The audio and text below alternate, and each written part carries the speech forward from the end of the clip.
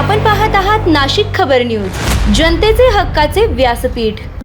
4 महिन्यांपासून फरार जबरी चोरीतील आरोपी पिंपरी चिंचवडमधून जेरबंद, गुन्हे शाखा युनिट 2 ची कारवाई। नाशिक शहरातील गाजलेल्या जबरी चोरी प्रकरणातील मागील 4 महिन्यांपासून फरार असलेला आरोपी अखेर गुन्हे शाखा युनिट 2 च्या पथकाने पिंपरी चिंचवड येथून जेरबंद केला आहे।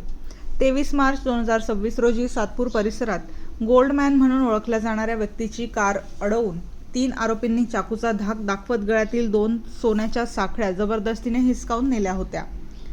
या प्रकरणी सातपूर पोलीस ठाण्यात गुन्हा दाखल करण्यात आला होता। यापूर्वी या गुन्ह्यातील 2 आरोपींना अटक करून त्यांच्याकडून सुमारे 14 लाख रुपयांचे सोन्याचे दागिने जप्त करण्यात आले होते। मात्र मुख्य आरोपी राकेश आबालाल सोनार हा फरार होता। गुन्हे शाखा युनिट 2 ने तांत्रिक विश्लेषण आणि गुप्त माहितीच्या आधारे आरोपी पिंपरी चिंचवड मधील दिघी परिसरात लपून राहत असल्याची माहिती मिळवली। त्यानंतर सापळा रचून आरोपी राकेश सोनार याला ताब्यात घेण्यात आले। चौकशीत त्याने गुन्ह्याची कबुली दिल्यानंतर पुढील तपासासाठी त्याला सातपूर पोलिसांच्या ताब्यात देण्यात आले आहे।